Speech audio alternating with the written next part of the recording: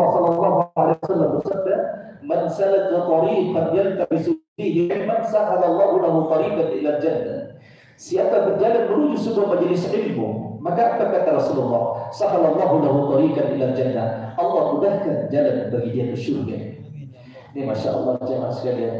Duduk sebentar, kita mendengarkan nasihat-nasihat agama, itu adalah sebuah kebaikan, dan insya Allah dihadiri oleh malaikat-malaikat yang mencatat nama-nama kita. Kemudian dilaporkan kepada Allah bahwa kita hadir dalam sebuah majelis yang disebut dengan majelis ilmu. Tema kita terlebih khusus kita akan, meskipun guru kita, Pak Imam kita, Pak Kiai kita yang ada di sini mungkin sudah banyak menjelaskan tentang perihal Ramadan dan hal-hal persiapan menyambut Ramadan. Ramadan adalah bulan yang sangat mulia yang dinantikan oleh mereka yang beriman kepada Allah. Karena Ramadan ini memiliki banyak kemuliaan. Apa kemuliaan Ramadan? Pertama, tentu yang kita mafhum bersama adalah diwajibkannya untuk kita berpuasa. Kemudian yang kedua, bulan Ramadan pertama kali diturunkan Al-Quran. Dan yang ketiga, yang paling penting yang perlu kita pahami juga di dalam Ramadan itu adalah ada satu malam yang lebih baik daripada 1000 bulan, yaitu Lailatul Qadar. Dan inilah yang kita ingin nantikan jemaah sekalian yang dimuliakan Allah Subhanahu wa taala. Melihat kemuliaan-kemuliaan Ramadan ini, apa yang mesti kita persiapkan jemaah? Apa yang mesti kita persiapkan? Kemarin saya sudah sampaikan bahwasanya hal yang dasar menyambut Ramadan adalah berdoa kepada Allah Subhanahu wa taala.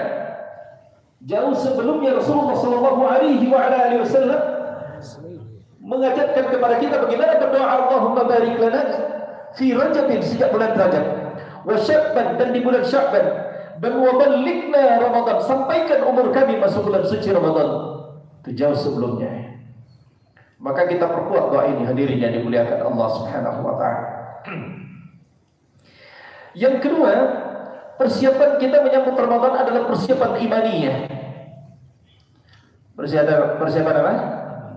Imaniyah, iman. Kenapa iman ini penting sebagai persiapan Ramadan? Karena yang dipanggil oleh Allah Subhanahu wa taala adalah mereka yang beriman kepada Allah. Kita lihat dalam Quran surah Al-Baqarah yang kita sudah hafal semua. Allah berfirman, "Ya ayyuhalladzina amanu kutiba 'alaikumus shiyam kama kutiba 'alal ladzina min qablikum la'allakum tattaqun." Allah Subhanahu wa taala berfirman, "Ya ayyuhalladzina amanu", wahai sekalian orang-orang yang beriman. Kutiba 'alaikumus shiyam, telah diwajibkan atas kalian as-shiyam, puasa. Kama kutiba 'alal ladzina min qablikum, sebagaimana Allah telah wajibkan orang-orang sebelum kalian. Dan apa yang kita ingin raih dari puasa ini, hadirin yang mulia? Perhatikan kalimat terakhirnya, la'allakum tattaqun, agar kita bertakwa kepada Allah Subhanahu wa taala. Inilah hadiah terbesar yang kita ingin raih dari Ramadan ini jemaah. Baik, kita melihat makna dari kalimat ini jemaah sekalian. Kalimat ini dimulai dengan kalimat ya ayyuhalladzina amanu, wahai sekalian orang-orang yang beriman. Allah tidak memulai dengan kalimatnya ya ayyuhan nas, wahai sekalian manusia, dan bahkan Allah tidak mengatakan ya ayyuhal muslimun, wahai sekalian orang-orang muslim. Jadi ini khusus diberikan kepada orang yang beriman kepada Allah. Makanya jangan heran jemaah sekalian, ketika Ramadan ada orang tidak terpanggil dengan panggilan ini. Saya tanya, ada tidak orang kalau Ramadan tidak puasa? Ada apa banyak? Banyak jemaah sekalian. Kenapa? Dia belum sampai pada tataran iman. Nah, perhatikan, apa bedanya antara iman dengan Islam? Orang kalau sudah mengucapkan kalimat syahadat, asyhadu an la ilaha illallah wa asyhadu anna Muhammadar Rasulullah, dan itu adalah pintu gerbang untuk masuk ke dalam Islam, maka dia kita anggap sebagai saudara muslim kita. Tapi apa dia sudah sampai pada tataran iman? Belum tentu. Karena iman itu mempunyai 3 ciri khas bagi orang yang beriman kepada Allah. Ada 3 cirinya. Yang pertama adalah at-tasdiqum bil qalbi wa iqrarun bil lisan wa 'amalun bil arkan. Iman itu adalah pembenaran di dalam hati, wa ikrarun bil lisan, diucapkan dengan lisannya, wa amalun bil arkan, dan diamalkan dalam bentuk amal-amal perbuatan. Kalau ada satu dari tiga ciri ini tidak ada pada diri kita, berarti kita belum sepenuhnya beriman kepada Allah. Ada orang dalam hatinya saya beriman, nah dalam hatinya sebenarnya dia beriman kepada Allah, yakin akan kebenaran dan kebesaran Allah, tapi dia tidak ucapkan dengan lidahnya. Apalagi dia belum amalkan dalam amal perbuatannya, maka sungguh dia belum beriman dan masih dikatakan sebagai orang kafir, karena dia tidak belum masuk dalam kategori muslim. Atau sebaliknya, ada orang sudah ucapkan dengan lidahnya, tapi syarat yang ketiga di saat Ramadan ini dimulai dengan kalimat ya ayyuhalladzina amanu, sekalian orang-orang yang beriman. Perhatikan, ada beberapa hal yang harus dipahami tentang kalimat ya ayyuhalladzina amanu dalam Al-Quran. Pertama, bahwasanya kalimat ya ayyuhalladzina amanu dalam Al-Quran, tentu kita sudah paham, ini termasuk dari ciri-ciri ayat Madani. Jadi ayat puasa itu turun setelah Rasulullah SAW hijrah dari Mekah ke Madinah. Ya. Kemudian para ulama memberikan penjelasan kepada kita, ketika di dalam Al-Quran ada kata ya ayyuhalladzina amanu, maka perhatikan jamaah, setelahnya pasti memuat sebuah perintah yang mesti dikerjakan atau larangan yang harus ditinggalkan. Saya ulangi, ketika di dalam Al-Quran ada kata ya ayyuhalladzina amanu, ini harfun nida, huruf panggilan kepada orang-orang yang beriman kepada Allah, maka setelahnya sambungan ayat itu biasanya memuat sebuah perintah yang harus dikerjakan atau larangan yang mesti ditinggalkan. Sejauh mana keimanan kita kepada Allah itu tergantung sejauh mana kita menjalankan perintah itu atau sejauh mana meninggalkan larangan itu. Saya berikan contoh yang lain, mulai dengan kalimat ya ayyuhalladzina amanu. Perintah salat Jumat. Ya ayyuhalladzina amanu idza nudiya lis-salati min yaumil jumu'ah fas'au ila dzikrillahi wa dzal bai' dzalikum khairul lakum in kuntum ta'lamun. Ya ayyuhalladzina amanu, wahai sekalian orang-orang yang beriman, idza lakum salat Jumat, maka seruannya, perintahnya fas'au ila zikrillah, segera peduli, segera berzikir kepada Allah.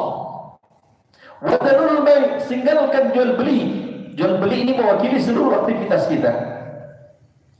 Dzalikum khairul lakum in kuntum ta'lamun, itu lebih baik bagi kalian jika kalian mengetahuinya, kata Allah. Dimulai dengan kalimat ya ayyuhalladzina amanu.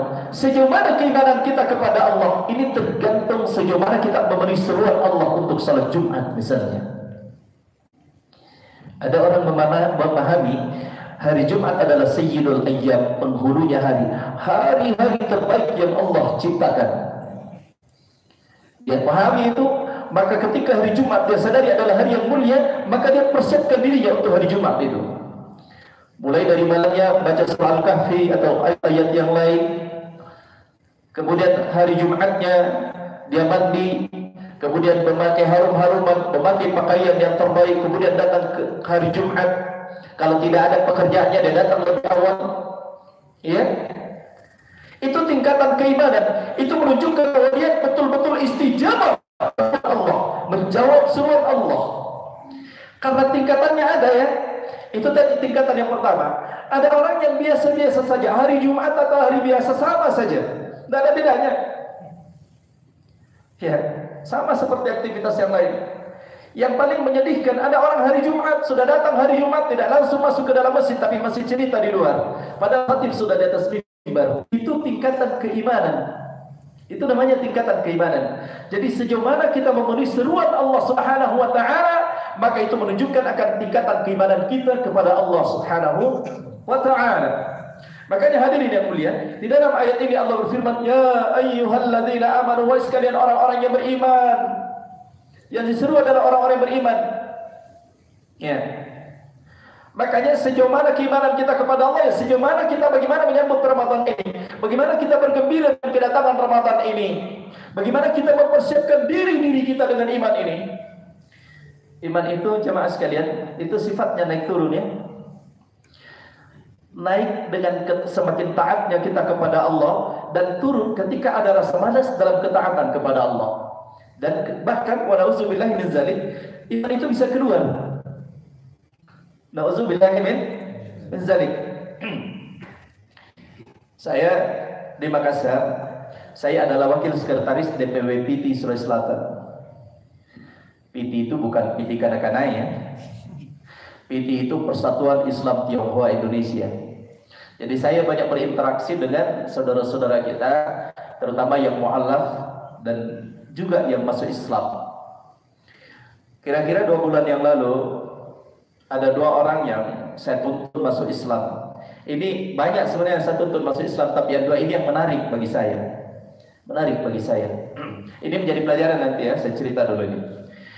Kenapa menarik bagi saya? Pertama, ya dia orang Bugis ya, sama dengan saya. Ya, pertama pikiran saya dulu orang Bugis tidak ada non-Muslim.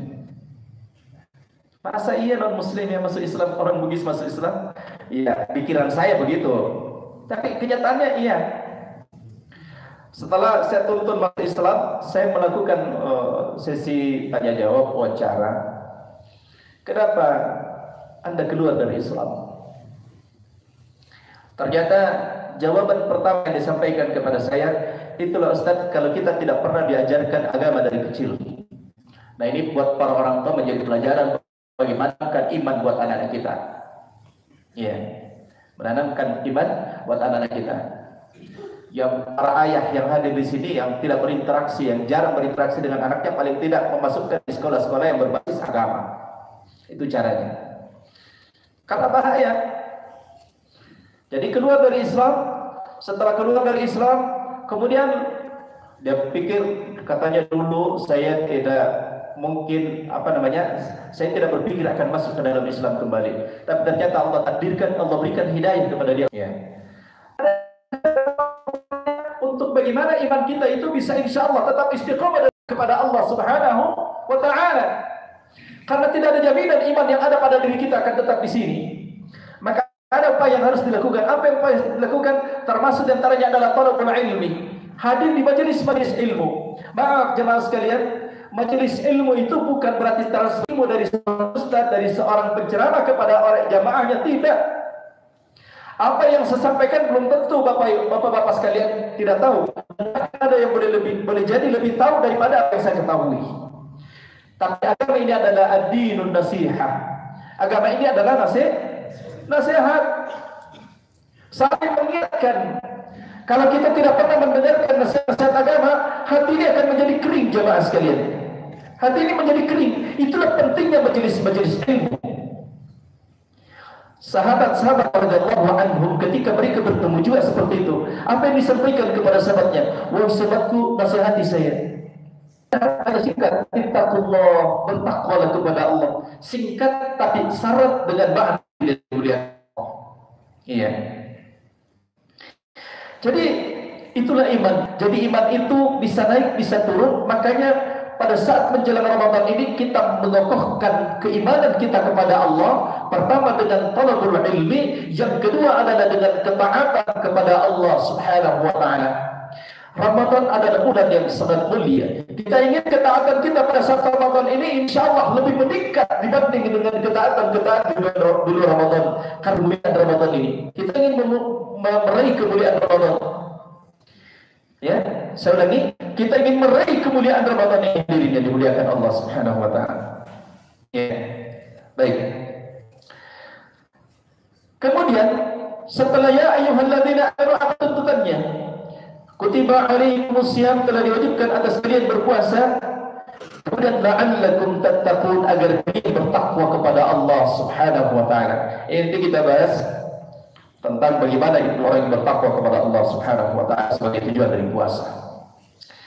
Yang pasti pertama tadi persiapan kita menyambut Ramadan adalah doa. Yang kedua adalah bagaimana meningkatkan keimanan kita kepada Allah, karena dipanggil berpuasa adalah mereka yang beriman kepada Allah. Kemudian yang ketiga, ada persiapan yang disebut dengan persiapan maliyah, harta benda. Bukan berarti kita harus makan enak-enak pada saat Ramadan ya. Bukan berarti kita harus memakai pakaian baru pada saat Ramadan ya. Karena ukuran ketakwaan tidak dilihat dari baju baru. Ya, saya ulangi, ukuran ketakwaan kita tidak diukur dari baju baru. Makanya ketika kita lagi berhaji umroh, setelah kita kita berada di Zulhulaifah, yaitu melakukan niat di Zulhulaifah untuk berhaji, mikat di Zulhulaifah untuk berhaji atau berumrah, labbaik Allahumma umratan atau umrah atau ahram atau nawaitul labbaik Allahumma hajjan, aku beri panggilan ya Allah untuk berhaji. Kita berpakaian ihram. Ketika kita berada di Arafah, semua berpakaian ihram. Sampai kemudian Nabi sallallahu alaihi wasallam bersabda, "La fadla li 'arabiyyin wa la 'ajamiyyin illa bittaqwa." Tidak ada kelebihan antara orang ajam. Orang ajam itu orang di luar Arab. La fadla li 'arabiyyin wa la 'ajamiyyin, tidak ada kelebihan antara orang Arab dan orang ajam illa bittaqwa, kecuali karena ketakwaan kepada Allah. Jadi Ramadan itu tidak identik dengan baju baru sebenarnya. Tapi bukan berarti nggak boleh beli baju baru ya. Silahkan saja ya, apalagi kita mau bergembira dengan kedatangan Ramadan. Kedatangan Idul Fitri ya. Buat anak-anak kita terutama ya, diberikan motivasi.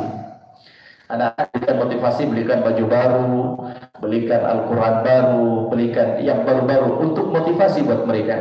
Karena anak-anak memang masih dimotivasi dengan hal-hal yang nampak. Kalau kita tidak mesti lagi dimotivasi dengan hal-hal yang zahir. Kita tidak mesti lagi dimotivasi dengan hal-hal yang zahir. Karena Ali bin Abi Thalib radhiyallahu anhu mengatakan, orang kita ini wal isti'dad li yaumir rahil. Bagaimana mempersiapkan diri kita ketika terjadi ar-rahil? Apa itu ar-rahil jemaah? Yang dimaksud ar-rahil adalah hari peralihan dari kehidupan dunia menuju kehidupan akhirat. Itu namanya ar-rahil. Ya. Umur kita ini jemaah sekalian, yang paling dekat dengan kita adalah kematian. Saya ulangi, yang paling dekat dengan kita adalah kematian. Allah berfirman dalam Al-Quran, "Qul innal mauta alladhi tafirruna minhu fa innahu mulaqikum thumma turadduna ila 'alimil ghaibi wasyahadah fa yunabbi'ukum bima kuntum ta'malun." Allah mengingatkan kepada kita, "Qul," katakanlah, "innal mauta," sesungguhnya maut, alladzi tafirruna, yang kalian lari daripadanya, kalian menghindar daripadanya. Apa kata Allah? Fa innahu mulaqikum. Dia akan menemui kalian. Fa innahu mulaqikum, dia akan menemui kalian, kata Allah. Summa turadduna ila 'alimil ghaibi wasyahadah. Kemudian kalian akan dikembalikan kepada Allah yang mengetahui yang gaib dan yang nyata. Perhatikan kalimat terakhirnya jemaah. Fayunabbi'ukum bima kuntum ta'malun, dan kalian diperlihatkan, dinampakkan apa-apa yang telah kalian kerjakan. Makanya kenapa Ramadan kita nantikan? Karena itu persiapan kita ketika terjadi ar-rahil, ketika terjadi kematian itu pun kita jemaah sekalian. Dan mati ini kan bukan persoalan karena kita usia tua atau muda, bukan karena persoalan sehat atau sakit, tapi persoalan ajal yang bisa datang kapan saja dan kepada siapa saja. Fa idza jaa ajaluhum la yastakhiruna sa'atan wa la yastaqdimun. Maka ketika ajal datang menjemput kita, la yastakhiruna sa'atan wa la yastaqdimun. Kita tidak dapat ditunda atau dipercepat yang namanya mati. Dan hadirin yang dimuliakan Allah, ketika nanti kita masih Allah pertemukan dengan Allah, maka hal yang pertama yang harus kita lakukan adalah bersyukur kepada Allah. Apa? Bersyukur. Coba flashback ke belakang, lihat ke belakang. Mungkin ada saudara-saudara kita yang tidak bisa mendapatkan lagi Ramadan. Ada keluarga kita yang tidak mendapatkan Ramadan. Ada sahabat-sahabat kita yang tidak mendapatkan Ramadan. Bahkan boleh jadi ada yang sudah tidak bersama dengan orang tuanya, ada yang tidak bersama dengan istrinya, tidak bersama dengan orang-orang yang dicintainya. Kenapa? Mereka sudah lebih dahulu menghadap kepada Allah Subhanahu wa taala. Kalau Allah masih berikan kesempatan bersekurang waktu, bukankah itu adalah nikmat yang sangat besar yang patut untuk kita syukuri jemaah? Ya, tentu syukur bukan hanya alhamdulillah, tapi bagaimana syukur itu diimplementasikan dalam bentuk amal-amal. Karena syukur tidak cukup hanya dengan kalimat alhamdulillah. Ya. Jadi persiapan maliyah, harta ini, tapi harta ini bukan untuk seperti itu ya, tapi yang dimaksudkan di sini adalah bagaimana kita mempersiapkan diri kita dengan harta, bagaimana kita berinfak di jalan Allah. Kemudian apa lagi jemaah sekalian? Persiapan selanjutnya menyambut Ramadan ini adalah ada disebut dengan persiapan ilmu. Persiapan ilmu. Kenapa ilmu ini penting? Karena kesempurnaan sebuah amal ditentukan oleh bagaimana kita mengilmui sebuah amal. Ya. Kita mau salat, kita harus ilmui dulu salat. Bagaimana tata cara salat? Bagaimana rukun dan syarat salat, itu yang harus kita ilmui. Kemudian kita mendirikan salat, baru kita sempurna salat kita. Kalau tidak tahu kita salat terus ikut-ikutan, jadi salat kita keliru. Begitupun dengan Ramadan, kita sudah paham kita hal-hal yang membatalkan, sudah tahu makan, minum, berhubungan suami istri dan seterusnya. Tapi mengilmui, mempelajari hal-hal yang bisa meningkatkan kualitas ibadah puasa kita. Karena Nabi sallallahu alaihi wasallam, berapa banyak orang yang menjalankan ibadah puasa tidak mendapatkan apa-apa kecuali lapar dan dahaga. Ya, kecuali lapar dan dahaga, tidak mendapatkan apa-apa yang hadirin yang dimuliakan Allah. Makanya itulah sebabnya kita mengilmui apa yang kira-kira bisa merusak ibadah puasa kita, apalagi saat Ramadan ini. Ya, di tahun-tahun seperti ini saya prediksi, wala'udzubillah min zalik, ini nanti paling banyak menggerus ibadah puasa kita. Syukur-syukur yang saudara-saudara fillah yang hadir di sini, yang kerja di sini, diberikan kesibukan untuk bekerja. Iya. Tapi orang yang tidak banyak pekerjaan, boleh jadi akan banyak menggerus ibadah puasanya. Apa yang bisa menggerus ibadah puasa kita? Handphone. Tahun-tahun politik, saya nggak bicara politik ya. Tahun-tahun politik seperti ini banyak fitnah. Tahukah jemaah sekalian, boleh jadi mulut ini tidak berbicara, tapi ketika ada berita-berita di handphone kita kemudian kita sebarkan, padahal belum tentu kebenarannya, bukankah itu akan menggerus pahala-pahala puasa kita? Bukankah itu akan menggerus amalan-amalan kita? Ada berita yang tidak jelas kita share, apalagi berita-berita fitnah, apalagi berita-berita yang memojokkan. Makanya kalau mau selamat, terpegangnya apa yang disabdakan oleh Rasulullah SAW, man kana yu'minu billahi wal yawmil akhir falyaqul khairan aw liyasmut. Siapa yang beriman kepada Allah dan hari akhirat, hendaklah dia berkata yang baik, atau kalau tidak lebih baik diam. Diam itu lebih selamat jemaah sekalian. Hari ini dan dimuliakan Allah Subhanahu wa taala, sebagai kesimpulan karena waktu salat Isya sudah masuk, menyambut Ramadan ini, mari kita berdoa kepada Allah. Mudah-mudahan Allah pertemukan kita dengan Ramadan.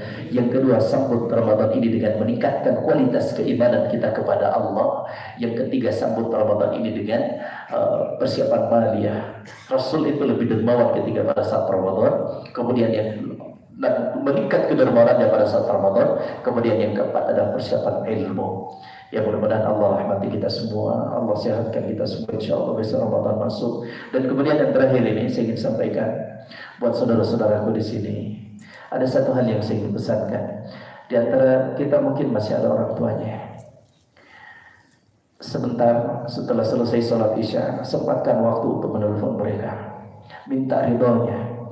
Karena ridhollahi fi ridhon walidain, ridhonya Allah terletak pada ridho kedua orang tua kita. Sempatkan untuk menelpon mereka, menghubungi mereka atau tidak sempat kembali. Kemudian kita doakan orang tua kita yang sudah meninggal, semoga Allah ampunkan dosa-dosa mereka, dan semoga Allah pertemukan kita semua di dalam jannahnya nanti. Subhanakallah bihamdik asyhadu an la ilaha illa anta astaghfiruka wa atubu ilaik. Wassalamualaikum warahmatullahi wabarakatuh.